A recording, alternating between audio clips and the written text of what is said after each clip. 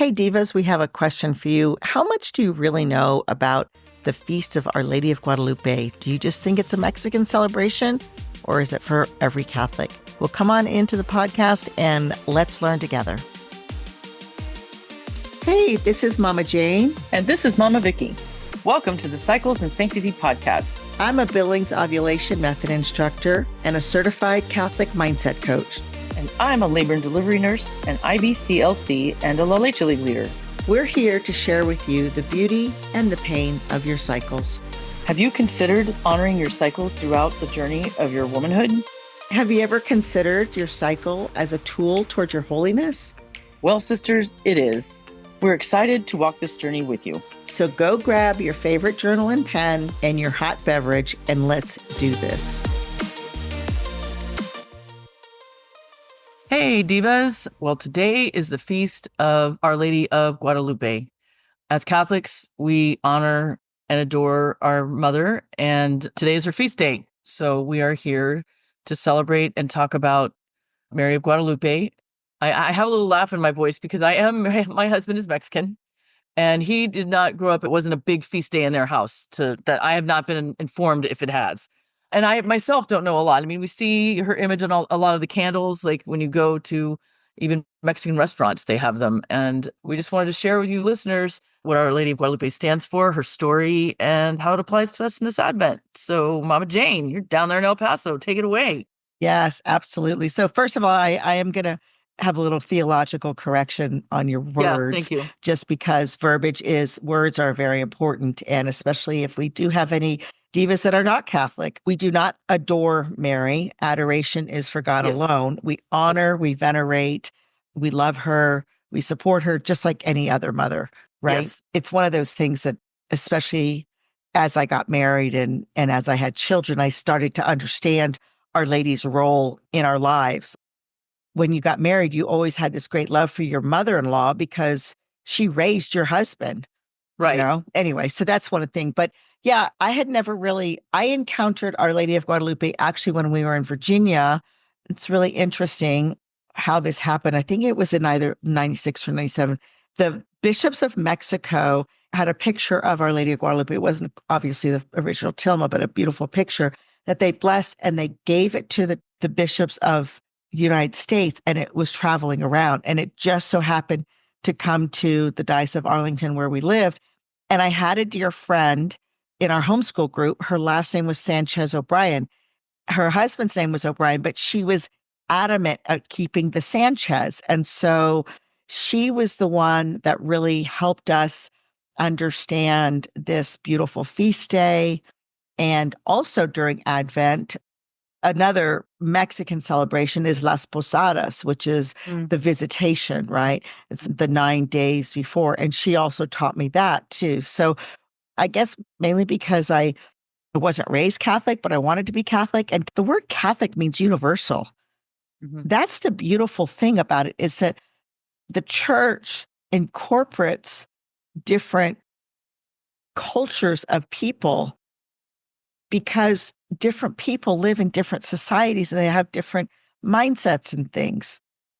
And I think that's one of the key parts that I'm attracted to Our Lady of Guadalupe, because it was in 1541, I think is the date off the top of my head. I did not write it down. I apologize, but you all can look up the Google, this actual historical. The Spaniards had come to Mexico. There were Indians, and I know this might sound controversial to those who think that all Indians are virtuous, just like all white people are not virtuous, but the Aztecs actually were in the practice of human sacrifice. I don't think most people know that. And that was so heinous and so shocking to the Spaniards that came. Like, not only were they sacrificed, like the way they sacrificed was they would take the human person and they would cut their chest open and take their heart while they're still alive and present it to their gods. And it was such a shock to the Spaniards. Like, what in the world did we just enter into? Mm-hmm. And that was actually with Cortez and stuff. They wrote back to Spain, like, we need more priests. We need more priests here because, which is how the Franciscans came to Mexico. So obviously the Franciscan priests were converting. And there was this beautiful older man. He was like in his 50s. His wife had died, Juan Diego. He was an Aztec Indian who had converted to Catholicism and he was on his way to Mass. I don't know. I don't even remember how far. It was something like 5 miles or something took that he had to walk to get to Mass. And that's when Our Lady appeared to him. And the beautiful thing about it is that Our Lady always appears according to, she's just such a good mother. And so she looked like an Indian princess. Like she has the coloring of a Mexican, that darker coloring. She wasn't a white person. She was an Indian princess. And he recognized the beautiful thing about the image, like the visualization, right? We've talked about body image on this podcast before, is that he understood based on how she met him, how she was dressed, the coloring, the turquoise that she was wearing was a sign of a princess. The veil that she wore over her head, the stars, actually now they have taken it and the astronomers and have put it up on, like, if you could see the stars the night that she showed, it was exactly the same constellations, which is just so cool. Like now we understand all that stuff, right? But there's so much meaning in the image. So what happened was she asked him to do a little favor. And if you read the documents, if you read the story, she refers to him as Juanito, like little Johnny. She's so motherly. She's so tender to him. And she's like, I need to ask you a favor. Like, I have a mission for you. Would you please go tell the bishop to build a church right here? And he's like, what? Like me? Talk to the bishop? Like, I'm just this little guy, right? And so he goes, and of course, the administration, if you will, doesn't even let him, like, wouldn't let him see him, right? Who are you to get to see the bishop? I have a message for him. Well, tell us the message. No, I have to tell him. Nope, you're not going to get through all the gatekeepers, right? Mm-hmm. And just his persistence. And then his uncle gets sick and he kind of like avoids the hill so that he doesn't meet her. And she meets him on the way. And he's like, Juanita, where are you going? Just so gentle. He's like, sorry, sorry, Queen. I gotta go. My uncle's sick and he needs a doctor. He needs a priest. And she's like, don't you think I'll take care of your uncle? I need you to go do this mission for me. And it's so beautiful because sometimes, especially when we're discerning our vocation or our own unique design and like, what is God calling me specifically to do, which is what the work that you and I do so much of, like, how am I supposed to live my life so unique and so unrepeatable and to be the particular light that God is asking me to shine? That's really what she was asking. But how many times do we say the same thing? Like, oh, I'd like to do it, but I got to go do this. I got to go do this. I can't do that thing. Mm-hmm. Right. And it's just so beautiful. And yeah, so he went and then the bishop was like, okay, well, you got to confirm this. Like, go ask her to give us a sign. And it's just so beautiful because then he goes back and first of all, the sign that he thought is that there were Castilian roses, which first of all, they only grew in Castile, Spain. Spain. But second of all, they don't grow in December. So and she takes them and he's wearing this, it's called a tilma, which is like a poncho or something that the Indians would wear. And she places them very gently in his tilma and then ties the tilma up. So they're kind of like a package. And he goes to the bishop. And when the bishop actually invites him in, he takes the tilma and he drops it to give her the roses, thinking that that was the miracle. But in reality, the miracle was the image is on the tilma. Mm-hmm. And the bishop and everyone that was there, Bishop Zaramuga, I can't remember, I can't say his name. Anyway, it's just so powerful. And Zumaraga. Zumaraga, yeah, I was like, how do you say that name again? Zumaraga, yes. And the interesting thing is that the fabric of a tilma didn't last very long. And this is like over 500 years now, and that tilma is still there in Mexico City. Mhm. And they built a church. Now, one of the other interesting things that I read, because during my journey and understanding Our Lady, and I'm just so fascinated about all these quote unquote apparitions of Our Lady. When Our Lady appears to certain people, she appeared to the children in Lourdes, she appeared to the children in Fatima, she's appeared to Akita, all these places, right? One of the books that I was reading from this priest said every time she appears, the first thing she asks is to have a church built. Yeah. And why is that important? It's not for her. It's not for her glory. It's for Jesus's Glory. because when a church is built, there's mass. Mm-hmm. And what were her last words at the wedding of Cana? Go do whatever he tells you to do. She tells the servants, go do whatever he tells you to do. I trust my son. Just go listen to him. So that's one of the things that our Protestant brothers and sisters kind of really get it wrong about us, is that one of the reasons why we elevate her, we honor her so much. First of all, she's the mother of our Lord. That just, I'm going to love Jesus while I love his mom too, you know? Right. Hello. But the other thing is that her message is always the same. Go do what he tells you to do. She's so gentle. And sometimes because of our own wounds, we talked about father wounds, and sometimes we need a mom, Mm-hmm. especially as women. And that's where we came up with Mama Jane and Mama Vicky, because with any luck, we have mothers, obviously, and then we are mothers, and our kids have gotten to adulthood, and we just want to mother our sisters. We want to bring us all in and guide to the goodness of Jesus, because as we've touched on before, truly that's where our happiness lies. And oftentimes we want to be disobedient children. So it takes a mother to guide us back, or to console. Sometimes you just need a mother's love. Sometimes you just need a mother's hug, her understanding, her unconditional love. Because Yeah. I do believe that all mothers love their children. And I've said it before, some mothers don't have the coping skills, but they love their children unconditionally. And that's one of the reasons we honor Mary.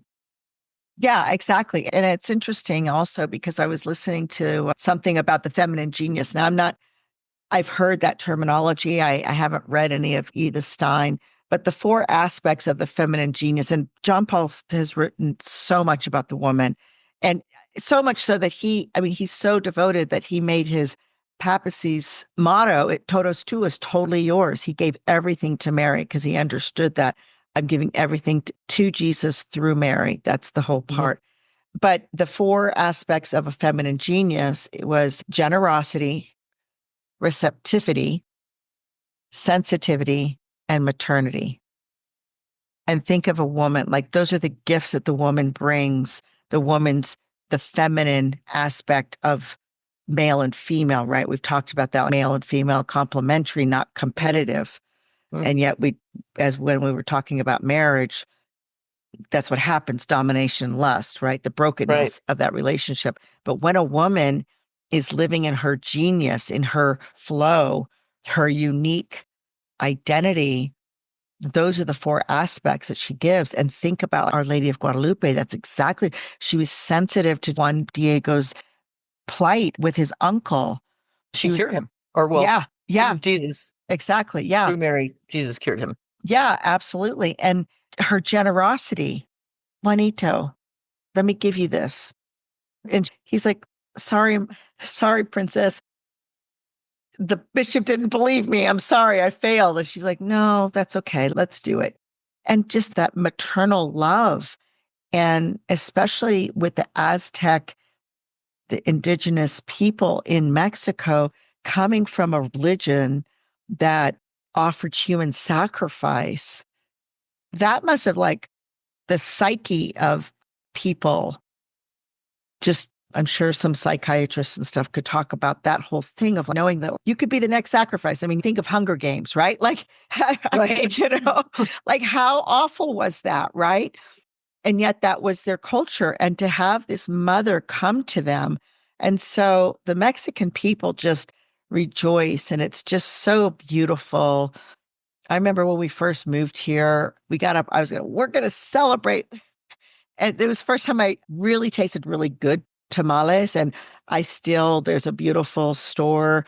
It's very well known around the world. They have all this Lupitas, and people stand in line for hours and hours to get Lupitas tamales. And that's usually the day that I'm like, okay, we're going to buy tamales because everybody's Mexican on on the 12th of December in El Paso, Texas, whether That's funny. you're Mexican or not, just like Yes. everybody's American on 4th of July. Well, actually, that's a beautiful point. And you touched on it earlier with how our Catholic Church, our mother, has appeared to so many different cultures in their cultural view because she is all inclusive. So although we see Mary of Guadalupe as the Mexican Mary, she includes all of us. It's ultimately Mary, wherever she shows up, is inclusive of everyone. Because And God is inclusive of everyone because we are all God's children. And that's yes, the message. We get caught up in divisiveness cultural and and identity, and like, oh, well, you're Mhm. this and you're that. Exactly. And God's like, no, I just happen to create blonde hair, blue eyes over here, and dark skin and brown eyes over here. And you're all my children, and I love you all, but I'm going to talk to you in a different way because of the way. The way you'll hear the message. That's right. I mean, Yeah, that just goes in communicating with people. If you are trying to communicate with somebody and you're not speaking their language, it doesn't work. right. And whether it's literally a different language or if you're talking above or below or Or condescending towards someone, you got to meet people where they are. And God does that every time. He will meet you exactly where you are. And that's the beauty of Our Lady of Guadalupe, is that she met the Mhm. Aztec Indians where they were at, and they understood because they didn't read Latin, they didn't read Spanish, they weren't educated, but they saw that image and they understood because of all the symbolisms in that image, which is just so, so beautiful. And for me, it just reaffirms the beauty of God's goodness and how he reaches out. He's always reaching out to his people, right? That's what Father Mike Schmitz talks about in the Bible. Like, the Bible is revelation of God, and it reveals his love. It reveals his goodness. Like, the whole creation reveals God is here, God created this, and God desires to have a relationship with you. And another beautiful thing, I'm staying on the same topic, and that we are in the season of Advent. And I don't think it's by chance that this is her feast day and this is the time she presented because we're in a period of waiting, of anticipation.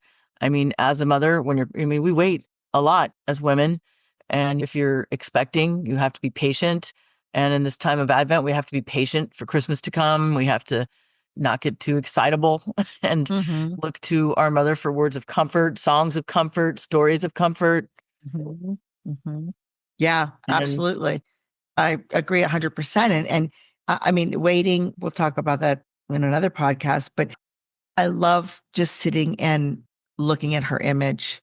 Mhm. It's funny, during that time with my friend Maria, and I was just like all in. I'm like, I'm going to do anything and everything. And of course, at one of the churches that they had this beautiful image, they also had like bookstore stuff. And so I bought this dollar poster of the picture. But then what I did is I went to Michael's and I got it framed and everything. And it's hung up in my dining room. And so many people, even people from El Paso, will come into the house and like, oh, where did you get that? And I kind of like laugh at myself because it was a dollar poster. But again, I went to Michael's and the border and the picture. One of my favorite pictures is actually, it was, I can't remember his Advent, but I think it was now that I'm thinking about it. And it was a church bulletin. And they had a beautiful picture of Mary holding Jesus. And I Mm-hmm. did the kind of same thing. I have it in my room. It's not as big, but it's just she appears to where she's affordable to everybody That's right. and And beautiful wherever she shows up. absolutely. And that also goes back to something that many people don't understand, especially like our Protestant brothers and sisters. Like, why do we have holy pictures? Why do we talked about creating that space, creating a Catholic home? Why do we have a crucifix? Why do we have a picture of Our Lady of Guadalupe? It's called Visio Divina, the holy sight, to remind, to show us to refocus our gift of sight to the beauty of God. because there's so much ugliness in the world. And we talked about that with Steve back on that other podcast about the body image and the damage that pornography has on our sight of redeeming the vision of a human being. And that's the beauty of just looking at that picture and meditating on our mother and just having those she holy bore the pictures. light of the world. She bore the light of the world. And that if that isn't hope, I don't know what is. So she is the mother to us all, and that she brought God to this earth, thus opened the door to our salvation and chance at life in heaven, eternal life. And it's hopeful because you're right. There's just so much ugly. And Advent is a time to be hopeful. It's a beautiful time of year. There's just so much beauty in it. And the celebration and the feast of our Mother of Guadalupe it reinforces, brings it in. And just supposed to be so. Divas, I hope you're just taking a moment in this time and just reflecting on your own motherhood, whether it's actually through births, your motherhood through birth, or are you mothering to your friends even, or your coworkers, or however mothering has come to you, because we touched on that too. Mothering is not the same for everybody, but God has a path for us because maternity is part of the feminine genius. So it may not be the path that you had in your head, but we all have a path. Yeah, absolutely. So I would love if you are Mexican tradition, if you've been a Mexican heritage, or you speak Spanish, or you've celebrated Our Lady of Guadalupe, please, we would love to hear the comments, because one of the things that Mama Vicky and I were laughing about, like these two white girls were talking about Our Lady of Guadalupe, But most respectively, with utmost respect. yes, Know absolutely. that when we talk about Mary, wherever we refer to her, it's only out of respect. Absolutely. And I have a fun t-shirt that I found that I wear on that day. It says the true Wonder Woman.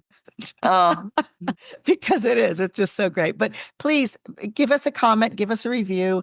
If you like this podcast, we'd love to have you like, subscribe, do all the things. We have a big, huge goal.